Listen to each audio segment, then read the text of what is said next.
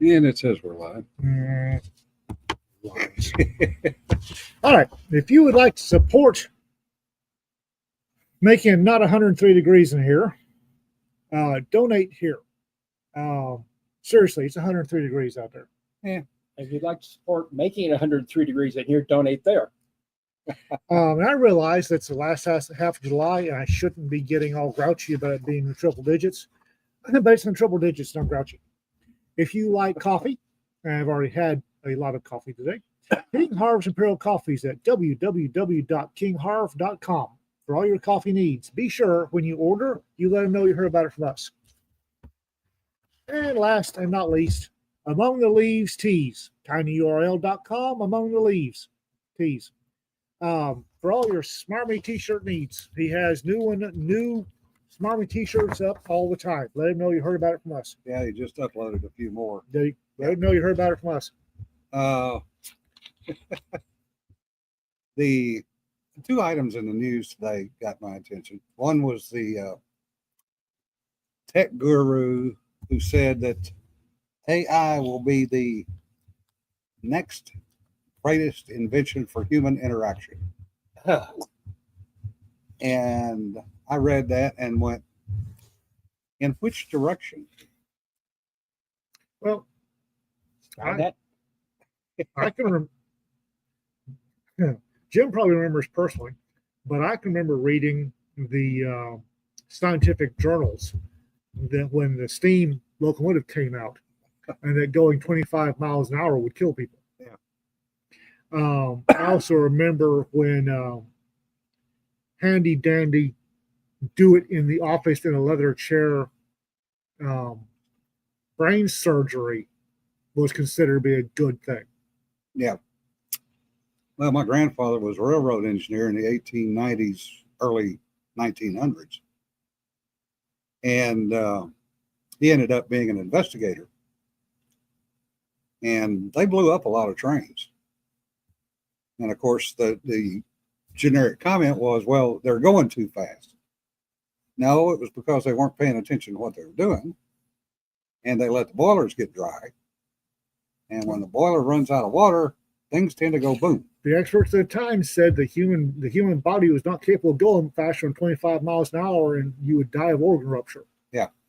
And then later, the experts at the time said that lobotomies in a doctor's office was cutting edge and perfectly okay. Yeah. So, pardon me, experts don't hold much weight for me these days. remember, nobody will ever need more than 640K of memory. Yeah. Which Kennedy daughter was it? Rosemary. Yeah, Rosemary got the lobotomy. Yep.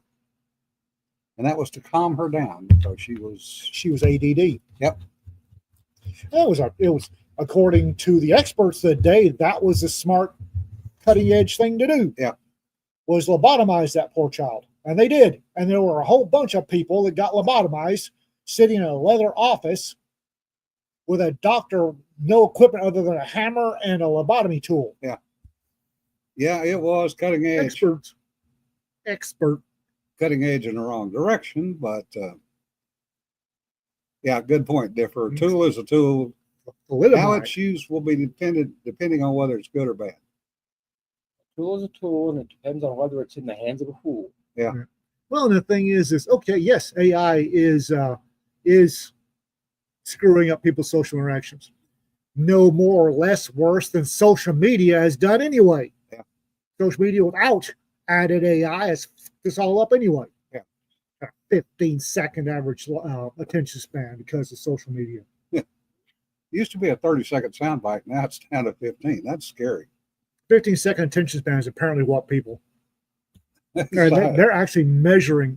You can see on EEGs the grades, the degradation that social media has caused in the average human's thought processes. Yeah. Egyptians wrapping cadavers was once cutting edge. Mm-hmm. Yep, and it worked.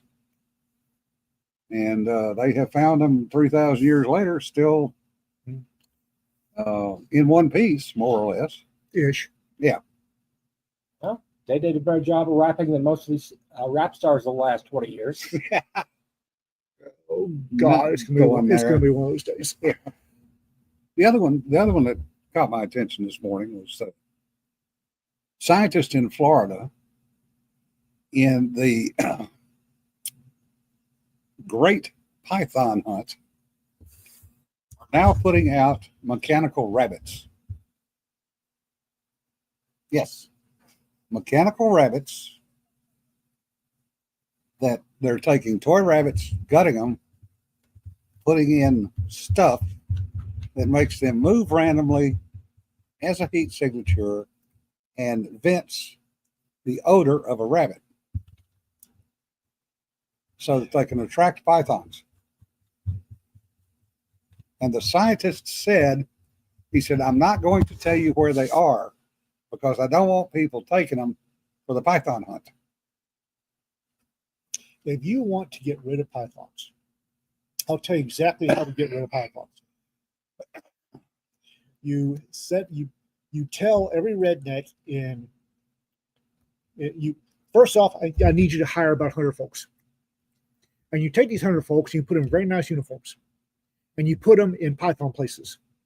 And then you make a public announcement that no one is allowed to hunt pythons. Yeah.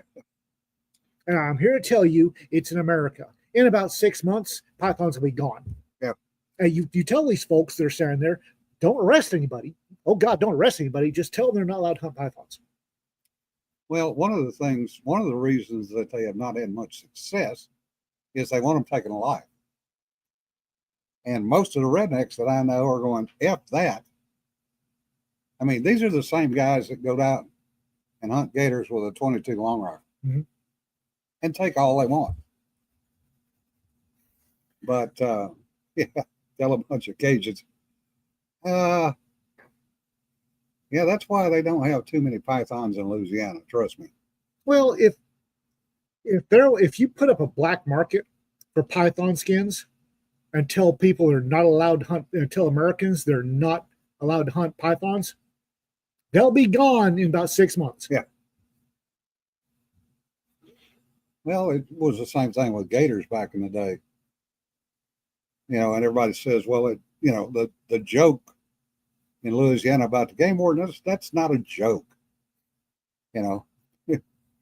Cajuns down there didn't believe in hunting licenses. Most of them still don't. Hunting season, hey, if I'm hungry, I'm going to go hunt. It's called eating. Yeah. I'm trying to remember. There's this tiny little outdoor influencer. She's like 5 foot tall. She's the catfish girl. Yeah. And her stuff pops up on my feed every now and then. And she was on an gator hunt. And she's a Southern girl. She gets stuck in there, popping gators in the head with a 380. Yeah, that's more powerful than a 22. Yeah. You just got to know where to hit them. She's like 5 foot tall. Every gator she shot in the head was bigger than she was. Yeah. Well, if you really want to get rid of pythons, as long as it's a 38 caliber, you can send them to me. Yeah.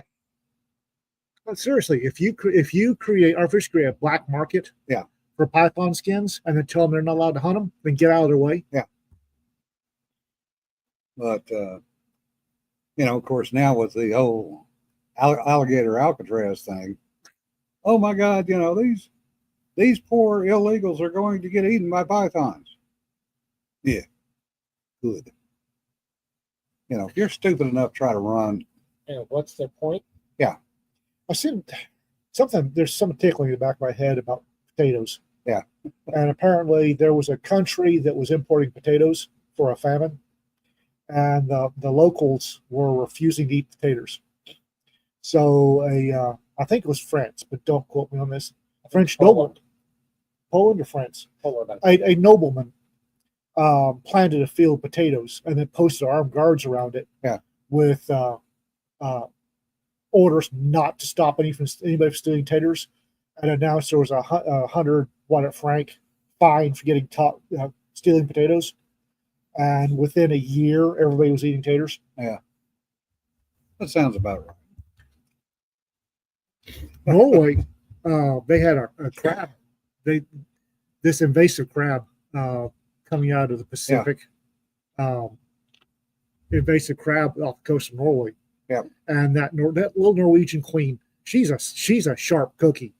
She posted on social media recipes. Yeah.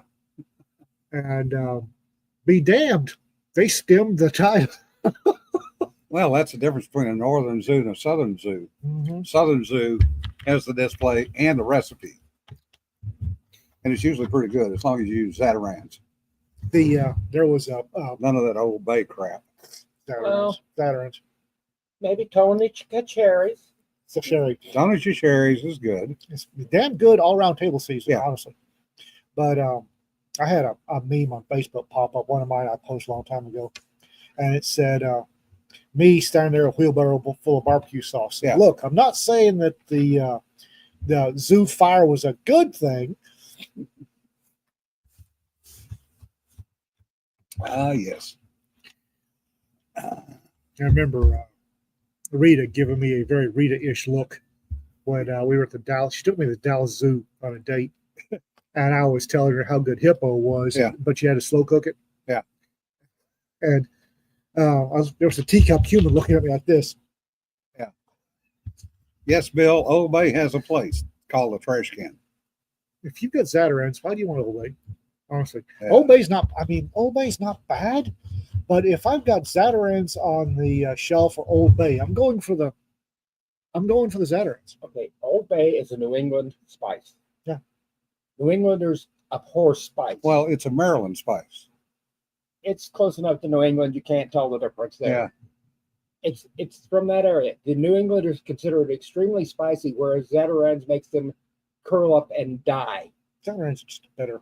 Yeah. Zatarans are just better. Well, they're a bunch of non. Tony Chachere's and Zatarans are two different things. Well, something you're going to need to learn. Yeah. Tony Chachere's is just, it's basically it's table season. Yeah. I use it as table season. And it's salt, pepper, garlic, and chili powder, I think. Yeah. White pepper, garlic powder, and chili powder. And the great thing about Tony Chachere's is you just add it till it's too hot. And Yeah. that's just before it's too hot, it's perfect spice level. Zatarans is a whole different kettle of fish. Well, Tony Cherries is pretty much like seasonal or Lowry seasoning salt. Yeah. Ted says Old Bay's okay in moderation, and no one who uses it knows what moderation means. Well, they're trying to do that to get some kind of taste out of it, which, it started in Maryland because they needed something to season the crabs with. Is Rita around? Don't tell Rita, but some seafood needs, you got to spice some of the seafood. Yes. Don't tell Rita this because she'll throw things at me. But some seafood you got to spice. She loves boiled shrimp. I just don't tell her that I've dumped a whole bunch of Zatarans into the bowl water. Yeah, she's never complained about Nope. mine, and I can do that. Huh? Most seafood needs seasoning. Whatever you can find at the bottom of the trash can where you put it. No. I think we've gotten Differ's attention.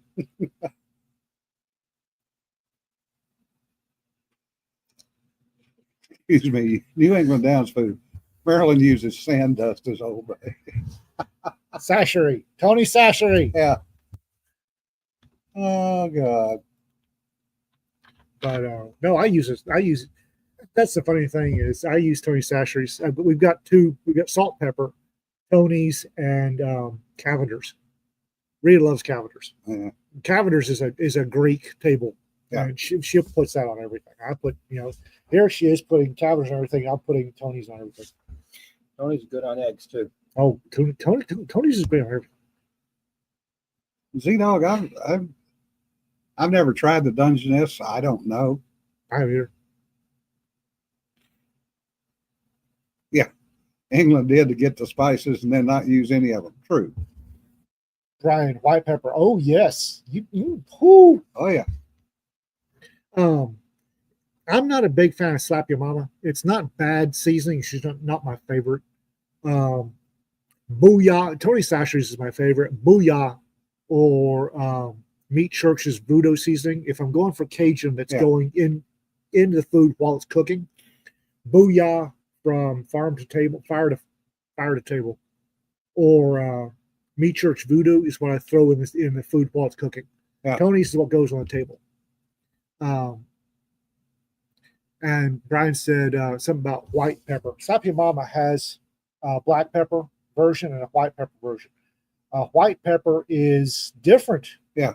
It's very different. You've got white pepper, black pepper, and then what they call green and pink pepper. Yeah. Which one of those two isn't actually pepper. I think the green is coriander, but don't quote me on that. And they all have different, your 4 and 5 pepper blends. You've got white pepper, black pepper, and usually pink and green peppercorns in there. Well, that's like the Himalayan salt. Where are they getting salt in the Himalayas? And why Pink. is it pink? Because there's It's- extra minerals in it. Because it's a great advertising gimmick. Yeah. It's from the Himalayas. You know, it's got them monks and llamas and Zulus and whatever. There are the salt from the Himalayas, and Rhea hates it when I say Himalayan, by the way. Just throw that out there. To her, it's Himalayan. The What? salt that it's Rita. The salt from the Himalayas comes from the same place that the crinoid stems and trilobite fossils do. Yeah. Because they're an uplift. There's a great deal of the Himalayas that used to be seafloor, so salt comes in naturally, and it's pink because there's extra minerals in it. And pink salt isn't bad. I don't mind pink salt. What I mind is paying the extra. Yeah. For salt with added iron oxide. Yeah. And what I really hate is and this Rita throws stuff at me quite often, because she bought some Himalayan pink salt, and I was looking at it and I saw the expiration date, and I said, "Oh, thank God that we got it. It's been around for 230 million years, and we got it just a month before the expiration date. How lucky were we?" Yeah. Thud. Cedar did a advent calendar of spices. Uh-huh. One of these sets of spices was like 6 different kinds of salt. There was black salt and gray Yeah. salt and red salt. And Gray sea salt's good. well, I'll tell you the truth. She used all of them. It all tastes like salt, doesn't it? All Yeah. tasted like salt. I mean, there may be people out there with more discerning palates than I've had. Yeah. Somebody's talking about spicing steaks. A really good steak needs salt. It's salt, black pepper, and garlic. On the garlic, however, and I will go to my grave on this one. If you're getting a filet mignon, you're going to need the extra spices. Filets don't have any flavor to them. They don't. Filets don't have any flavor to me. If you get a ribeye or a filet, the ribeye's going to taste better. You get a sirloin versus a ribeye or a filet. Granted, filet is a hell of a lot more tender. But if I'm doing a filet for Rita, salt, pepper, garlic, and lime, because you've got to add flavor to a friggin' filet. Kosher salt. Yeah, some people do that. Well, was a time when I would argue the porterhouse was better than any of them. Oh, yeah, But, porterhouse is great. well, it was great when I could eat the sirloin and the ribeye. Yeah. And leave nothing but the bone on the plate. Well, the great thing about a porterhouse is I can cut that filet out, hand it to my sweetheart, and then I'll eat the New York strip that's on the other side. Well, that way it's still good. But I cannot eat a whole porterhouse anymore. Well, as we get older, we require less food because we're doing less. I don't know about you, but I'm doing as much as I can.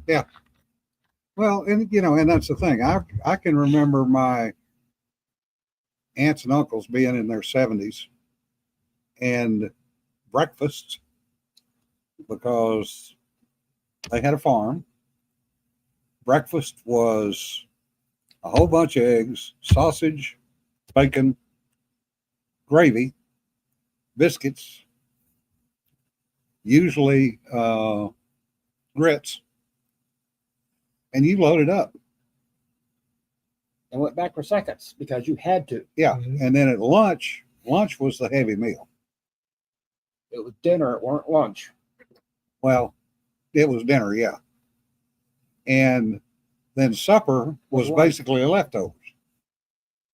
So you might eat supper and get a fried egg and a piece of bacon and a steak. And that was supper. So it's in the Mediterranean basin. We went pretty much the other way around. You had a decent sized breakfast, Yeah. and then you had a lunch that was tomatoes on bread, or we had a light lunch, and then about 9 o'clock at night you started your 2 hour dinner, Yeah. or 2 hour supper. Going back to ribeyes, I would like to do some educating. Ribeye comes off of a primal cut, and the whole thing's ribeye, but one end is better than the other. Yes. If you get a ribeye from the good end, as you go along cutting ribeye, you go from good end to less gooder end. The ribeye from the not as good end, I'd rather have a sirloin. Quite personally, you give me a ribeye from the good end, Yeah. I will eat that thing all day long and twice on Sunday. You get more of the nasty fat shows up. Big wadges of nasty fat show up in the ribeye when you get to the bad end. the end that's not as good. Yeah. And quite honestly, these days, if I'm going to a steakhouse that I am not sure about, I'll get a sirloin. Sirloin's perfectly done right. Sirloin's perfectly cromulent cut of meat. Oh yeah, just had one a couple days ago out of a little bitty nothing restaurant. It was their breakfast sirloin. Yeah. Pioneer 3. Yeah. And it was good. Uh-huh. Well, the other thing, you're talking about late dinners, late suppers. You don't do that in farm country because You got to be up early. by 9 o'clock, you're already in Yeah. bed. And that was what used to screw us up. We had to go have the formal dinners with the Italians because they didn't start eating till 9, didn't Right. finish till 11 or midnight. Right? 7 courses. And then they showed up sometime the next day at work. We had to be at work at 7:45 or 7:30. It sucked to be us.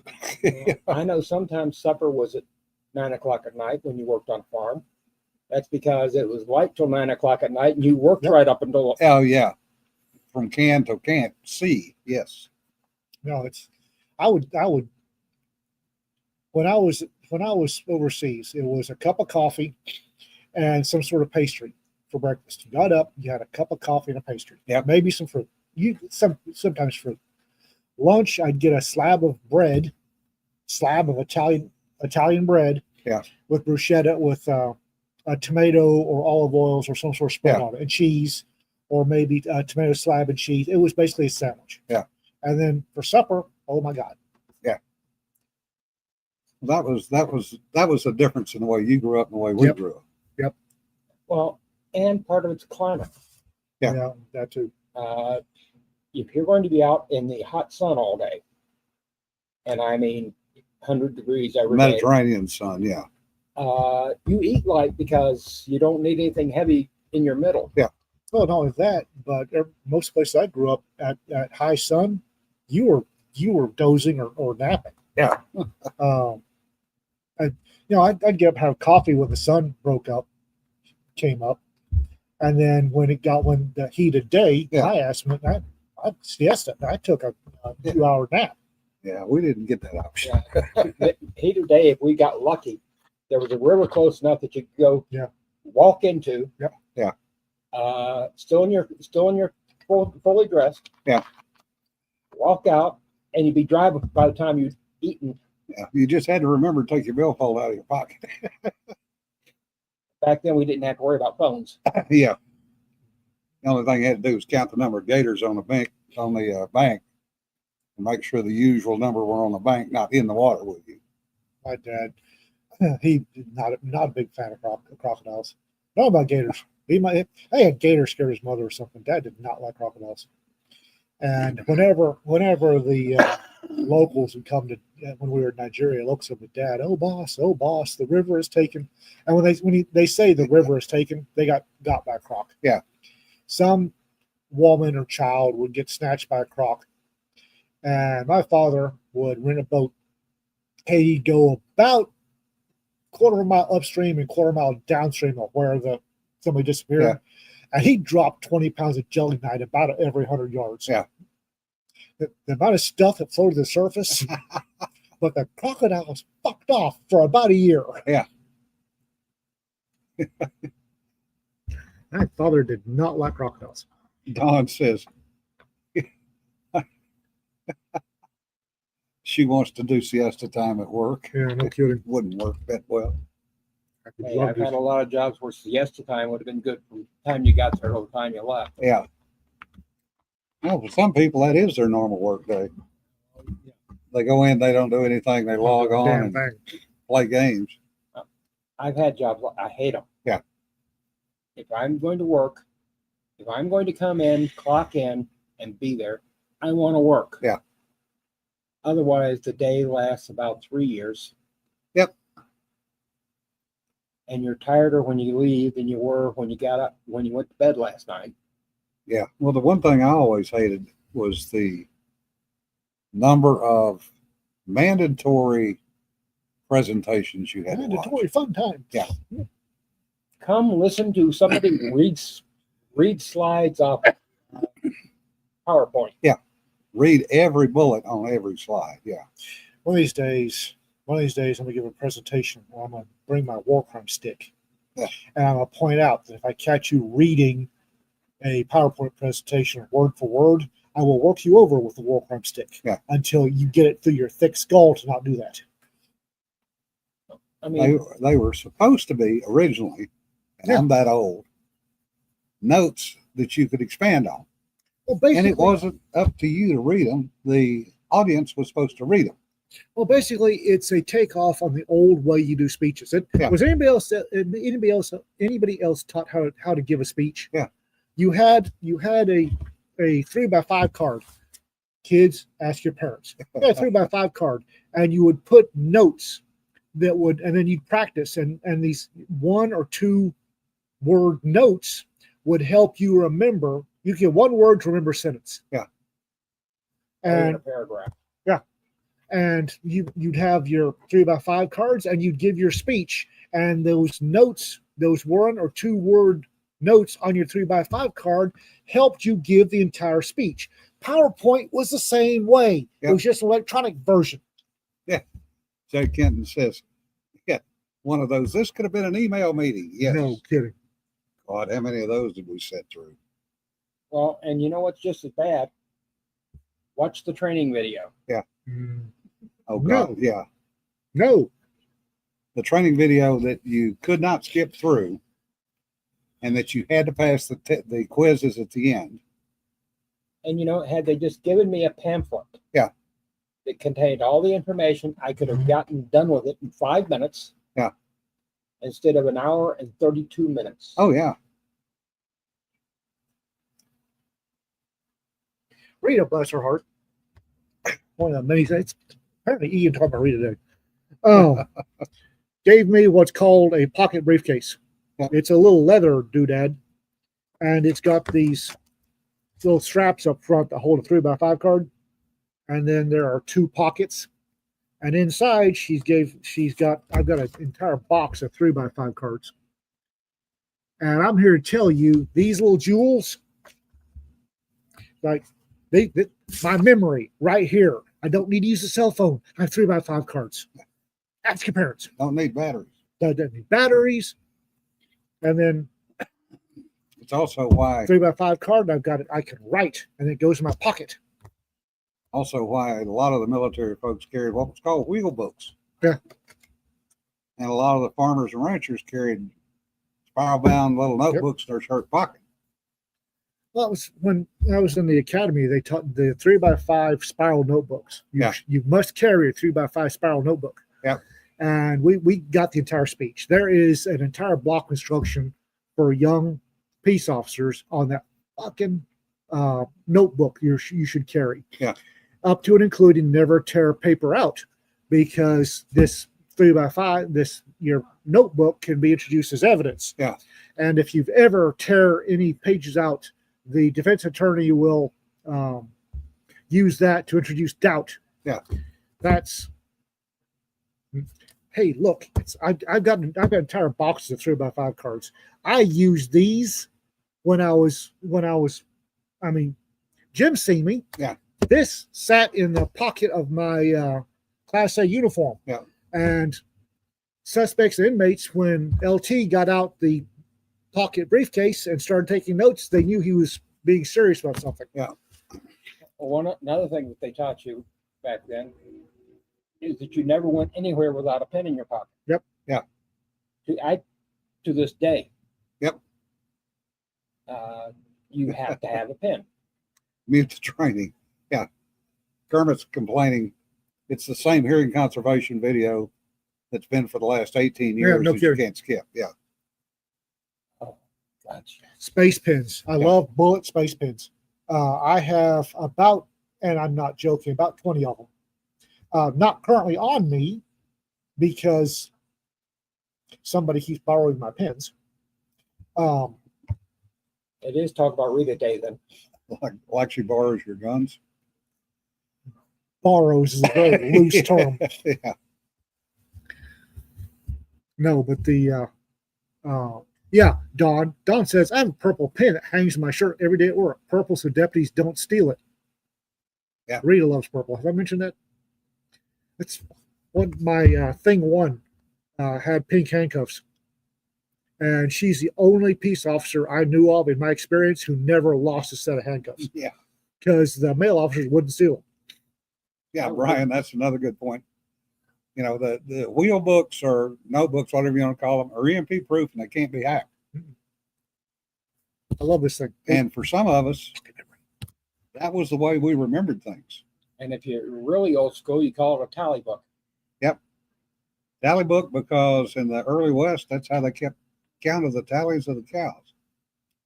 And anybody that tells you that ranchers cannot recognize cattle, Oh, bullshit. Bullshit. You name them, half of them. That bastard. yeah, brisket. Ward eye. Yeah, but they would tally, and that was the term, was keep track of anywhere up to 2,000 or 3,000 cattle by taking tallies, and it was simply counting cattle. Mhm. And they were more accurate doing that than today with all these videos and the camera shots and everything else No. to estimate how many people are at a park. Well, you heard about the two guys who were doing a count at the end of a trail drive, didn't you? They were off by one. Yeah. And one of the guys said, well, I understand what happened. You were counting horns, he was counting legs, and a couple of three-legged cows went through. Yeah. Dennis says, once you use a fountain pen, you'll never go back. I love fountain pens. I carried a fountain pen in my pocket at work for ages. Only bent one nib. Got in a fight, and I was using it as a Kubotan and bent the nib. Yeah. My bad. But quite honestly, the bullet pens, it's that big, slides in a pocket when I got one. And it's almost bulletproof. Bullet pen is almost bulletproof. Trust me, Dan, you may use a fountain pen, but if you're an aviator, you'll never go back to them. No, pressure changes are bad on Yeah. fountain pens. I do. Rita loves fountain pens. I love fountain pens. They're great. I still carry the bullet pens for writing. I do not have a single fountain pen. I've got a shit ton of them. I haven't had a fountain pen since I was in high school. Yeah. Matter of fact, my favorite Something one about the Don number of gave me. shirts I ruined with them. Yeah. My favorite one Don gave me. Yeah. It's my favorite, but I think it's in Rita's purse right now. Yeah, fountain pens at altitude go boom. Well, actually, they kind of go, and you look down, and there is black or blue running down your shirt or running down your sleeve of your flight suit, which is not good. I don't mind Pilot G2s. Pilot G2s are pretty good. But I say Don gave me a semi-custom fountain pen. It's absolutely glorious. It's a great pen to write with. Yeah. And the Lamy Safaris, I've got 4 or 5 Lamy Safaris at All Stars. Love those things. Get them with a converter. Funny, Kermit, funny. What? And he's taking a cheap shot at me again. And the great thing, especially if you're in sheriff's office, the great thing about fountain pens is the kids don't steal them. Yeah. They don't know how to use them. They don't have a clue how to use them. Oh yeah, fountain pen. Yeah, Steve apparently followed the old blog. I got caught in fraudulating. Yeah. 'Cause I ran out of ink. It was a busy shift. I ran out of ink, so I grabbed and the Pilot G2 Black was Yeah. standard issue at the sheriff's office. There were boxes of them laying around. So I grabbed a G2 Black and wrote a note, sent it back, and oh my God, I was fraudulating. Yeah. My name had been fraudulated. Yes. Well, in the military, the CO had red and the XO had green, and everybody else had to write in black. Really? Skillcraft black. Skillcraft black. Yeah. When I was in, it was Big Clicks. The white Oh. and black Big Clicks. Skillcraft. Skillcraft. World's worst pen. Yeah. Made a good coffee stirrer though. Made a good coffee stirrer and was exactly 200 miles on a GNC truck.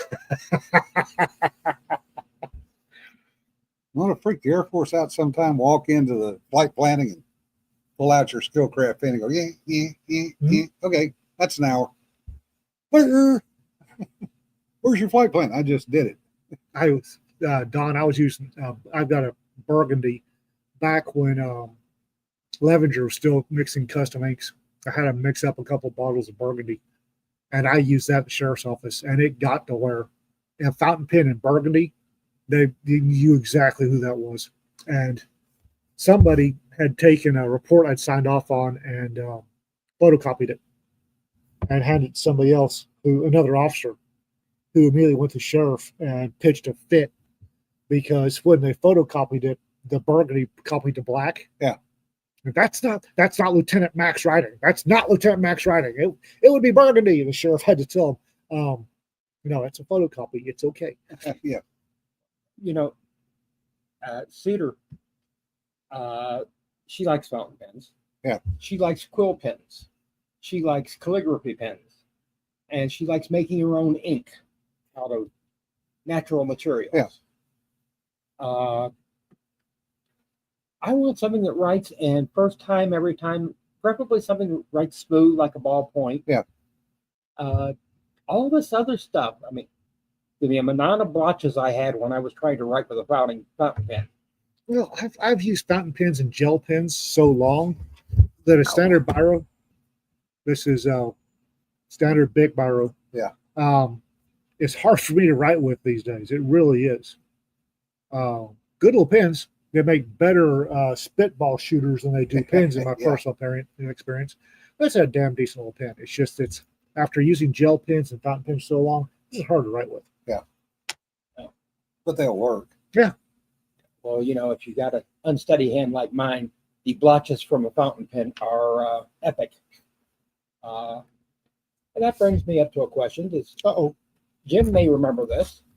When did you quit having to sand your writings so that I never did that. I'm not that old. Sand on the pre blotter paper way for dealing with liquid ink. Kenton So says, that's rough. no pen will help me. My handwriting's always been so bad. Yep. It was described as Chinese chicken scratch and the chicken dying. as a first grader, my teacher prophesied a great future for me as a doctor. Nancy, disposable fountain pens. I've got them. Rita buys them from me at the for me at the at a university bookstore. The Pilot disposable fountain pens are great. I've got them in blue that I use for signing contracts. I remember, what was it, 15, 20 years ago when they came out with a blue that couldn't be copied. Hmm. And everybody freaked out. Well, if you sign it in blue, if somebody makes a copy, they won't have a signature. Right. That's the purpose. Right. Yeah. Pilot Varsity. Yeah. We've got a box of them somewhere. Yeah. I've got them in blue, and I use the Pilot Varsity to sign rack press contracts. You should sign them in burgundy. Pilot With a Varsity fountain pen. doesn't make the Varsity disposable fountain pens in burgundy, unfortunately. They make them in blue. Yeah. I like blue. I don't like black ink. It's not bad, but I like to be able to look through a stack of copies and see which one's the original. You know, it's you talk about writing cursive. That was something that was beaten into our heads as kids. I Yeah. mean, you practiced until you couldn't do it wrong. Yep. And there were some kids around the neighborhood yesterday asking for work, you know, actually out looking for work. So I paid them a few bucks to pick up all the oak limbs out of the front yard. Mhm. And I was talking to them. They're 10, 11 years old. And I asked them, I said, did they teach you cursive? And they both went, no. And I said, so you can't read anything in cursive? No. I said, so you can't read the Constitution or the Bill of Rights? Well, Or the Declaration of Independence. yeah, or the Declaration of Independence, yeah. And they said, well, they print us out copies. I said, yeah, it's probably a computer print. And if you know how can't, easy it is to adjust a computer print. and if you can't compare what the copy they hand you to the original, Yeah. you don't know if it's been changed. Yep. Also, I've got letters that a ancestor of mine wrote to his fiancee, later wife, in this lovely Spencerian hand. And these letters are glorious. And if you can't read cursive, how are you supposed to read the thoughts Yeah. of your predecessors, your ancestors, or the great minds? Well, some of my ancestors, none of whom had a fine Spencerian hand, I had trouble reading my mother's cursive. Yeah. Fortunately, she hasn't written me a handwritten letter in years. Yeah, I've got a copy, and it's a, you know, machine copy of a monograph that was written in the early 1900s by a Texas Ranger whose patrol district was basically the north part of Texas. And some of the things he talks about in there were bringing a prisoner from Amarillo to Wichita Falls in the spring and almost dying because they got caught in snowstorm. Hmm. And talking about the different towns along the way and the reception and how that Vernon used to be the terror town in this part of the country. Mhm. Because all the cowboys from Roundtrees, which is now Seymour, all the herd, they would bring a herd in, and then they would all come up to Vernon to fight. Yeah, party, fight, drinking. Yeah. Yeah. And if they could get a fight going with some Indians, so much the better. Just fight, they need to fight. But to be able to read that, and you know, there were places where his hand was a little cramped, but it was readable. Yeah. And not being able to do that, Not being able to read cursive Yeah. means you can't read the immigration records. Yeah. The immigration records are filled out in cursive. If you're trying to find if your ancestors came to the States through New York or Texas, through Galveston Island, Ellis Island or Ellis, Galveston, Ellis or Galveston, you need to be able to read cursive because all of the names are filled out in cursive. Yep. If you're wanting to read the reports from the 1800s, early 1900s, most of them are filled out in cursive. Police reports, government reports, crop reports. People wrote in cursive because cursive was invented because it was quicker and easier on your hand. Yep. So if you're a historian or even somebody curious and you're wanting to go back past the era of the typewriter, which maybe the 30s, Yeah. 20s, 30s era of the typewriter. Yeah. If you want to go back prior to that, you have to be able to read cursive. If you can't read cursive, you're useless. and that is different than from calligraphy. That is yet again a separate way of writing and a style. Yeah. Yeah, calligraphy is more about pretty than it is Yeah. information. Although it's supposed to be both. It is cursive in a way. Now, weather reports from the 1900s, Yeah. cursive. If you want to read the reports of the hurricane that almost wiped Galveston off the map, you better be able to read cursive. Yeah. Because they were written in cursive. Although, ironically, Navy logs, sometime in the, I'm guessing, early 19th century, went from being written in cursive to being printed. Good day. But they still had to be in black ink. Well, they went from being in cursive to being printed because so many people did not have that fine Spencerian hand. Yeah, well, that's true too. Well, also, though, I'm guessing that the logs didn't require writing 3 to 12 pages. It was one entry at a time. One entry at a time. You're writing 12 pages? It was one entry at a time, 24 hours a day, 24-hour logs. And of course, the other thing was the traditional New Year's entry. And some of those are absolutely hilarious. You know, when did this start that they had to print them? It's sometime in the 19th century. I'm not sure when. So this is after you made Master Chief. No, but I'm serious. I Yeah. actually, my grandfather passed down a Colt single action army, and we contacted Colt for the provenance Yeah. on it, and they sent us a photocopied of the factory records. Yeah. Guess what? Handwritten, cursive. Handwritten in cursive. Yeah.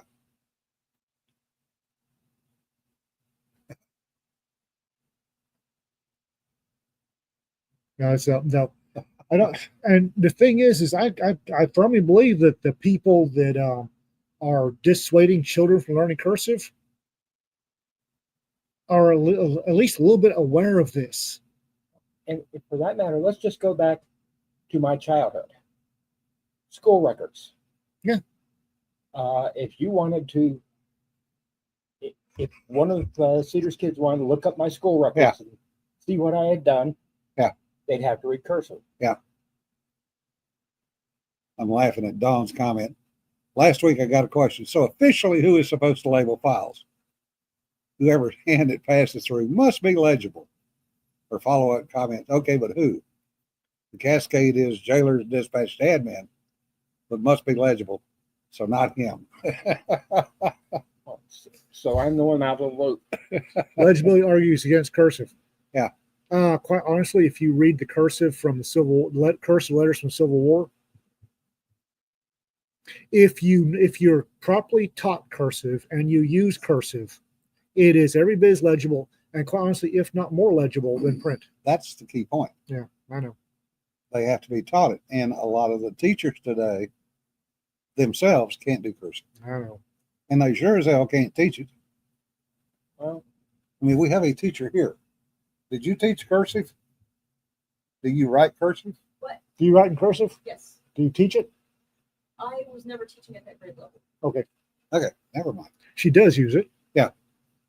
But never taught at the grade level where it was I taught. thought she was a good Catholic girl and wouldn't be cursing.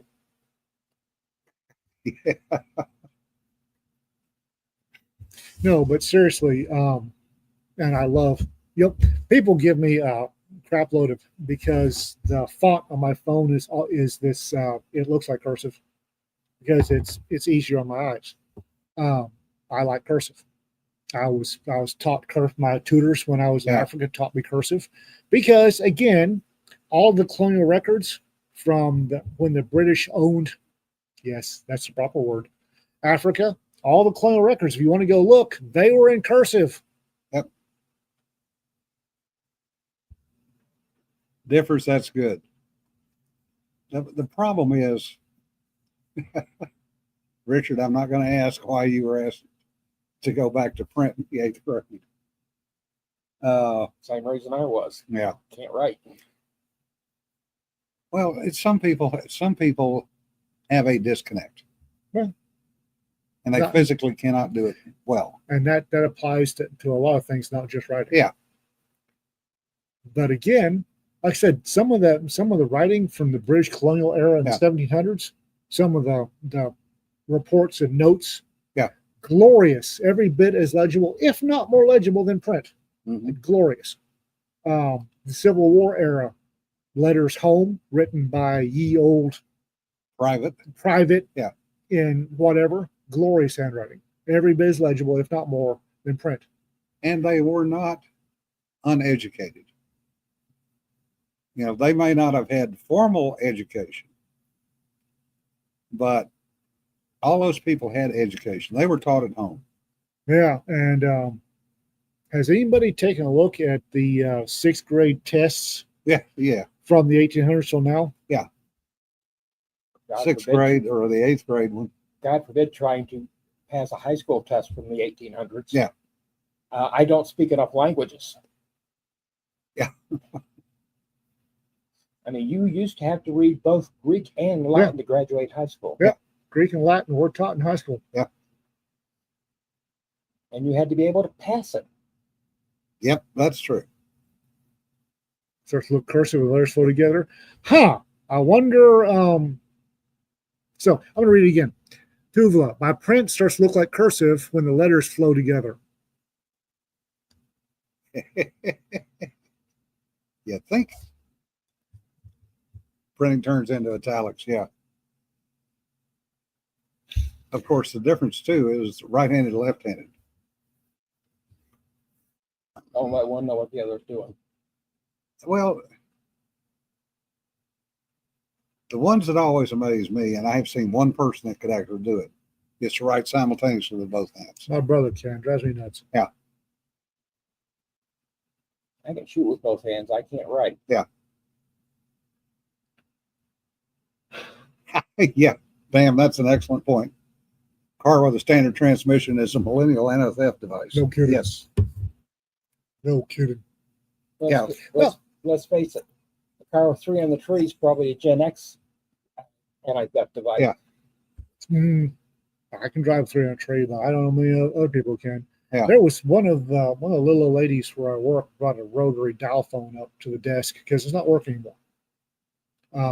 Finally, no working. And one of the high school kids from the back was poking it. What's this? Looks like a phone. It is a phone. Yeah. How do you use it? Get the fucking back. Just leave me alone. You hand a kid these days a rotary phone and watch them get lost. There was a video not too long ago of like 12 common items from Yes. when I was a child. Yeah. And they had like 20 kids, a little Yeah. like a 4th grade classroom. And they put them in there with these 12 items to try figure out what they are, what they do, and how to use them. Yeah.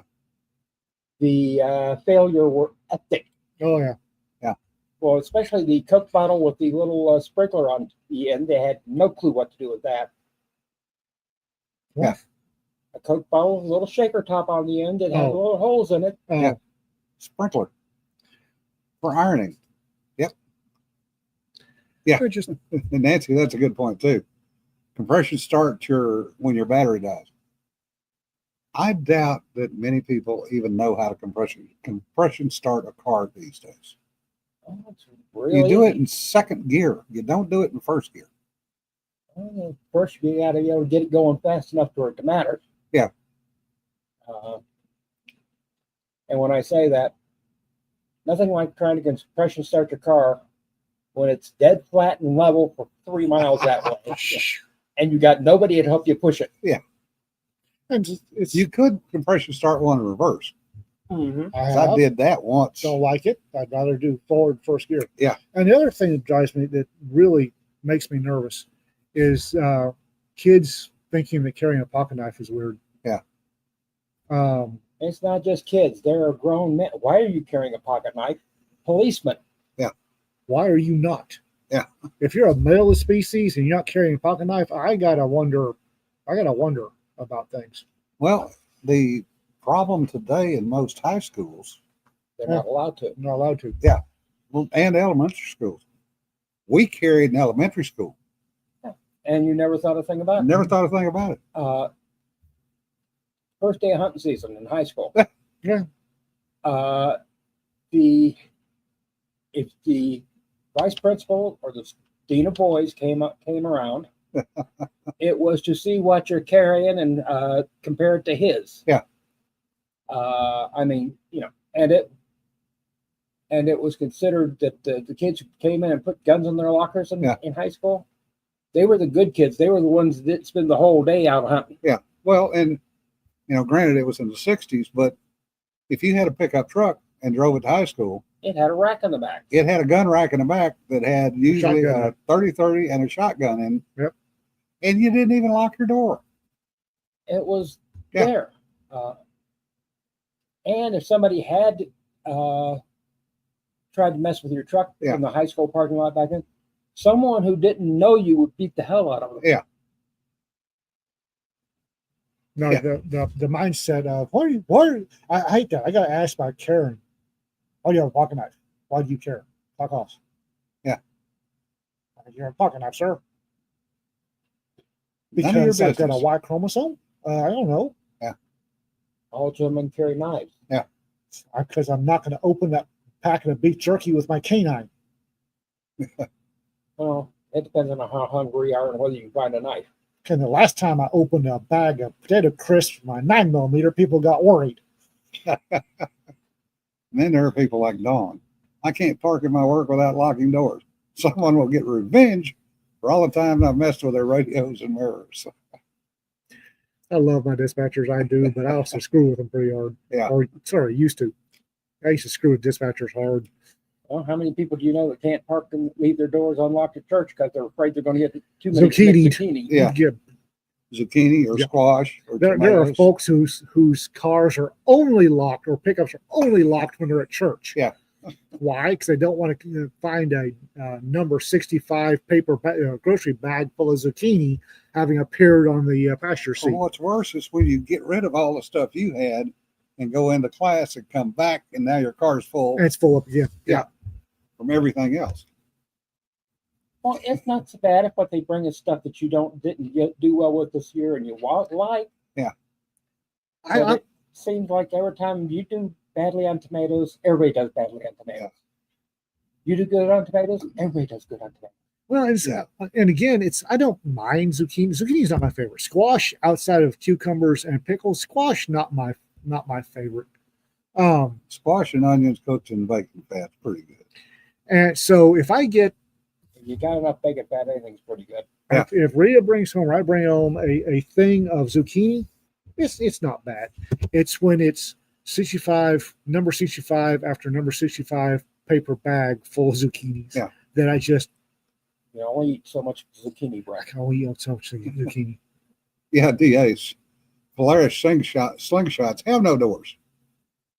But you're not going to be driving that to church in most cases. I had two. I would break in dispatchers, get your minds out of the gutters. Yeah. I had the information for a driver's license that was a gentleman Indian extraction, and his first name was Barry Indian. His last name was Jones. So I would name date of birth, and I would call in. I need to run a 2729 on last name Jones. I spell Juliet, Oscar, November, Echo, Sierra. First name, Rashishadam, common spelling. Oh, yeah. Or I'd find when the new dispatcher got there, I'd go out and run and write her license plate. About 4 hours in the shift, I'd call, I am west of town on 27 with license plate occupied 6 white males. Yeah. Gonna get that comes back to, that's my car. Oh, yes. The thing is, there is always payback. Oh yeah, payback is rough. Millicent bystander, yes. Or there's a break-in at 123 Main Street, which happens to be the address of. No, yeah. Uh, I have officer glitter stickers. Yes. Yeah. I happen to know a cop that would get his wife to call in burglaries and whatever to the dispatchers for their own addresses. Yeah, that don't do that. Every small town I've worked in, you have a list in your car of officer addresses. Yeah. Yours and other agencies that live in your small town, you have a list of addresses. And if you get any call for one of those addresses, it is code 3 balls to wall. And if it's a joke, I will take the jokester out and I will have wall to wall counseling with them. Yeah. Guys, that's not one you mess with. Yeah.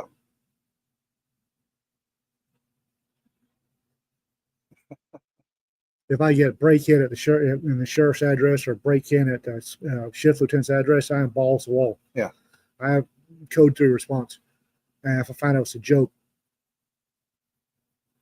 Yeah. All right. Books. yes, we have books. Buy Small is out. Buy it. We've got, Lisa, what's next? Artifact Origins, Artifact Origins is next. Dreams of Golden Fire. And we have a children's book, Dreams of Golden Fire, that you need to buy and read for yourself, then donate 2 more to your kids and your local library. What do you got? Still working. 33,000 words.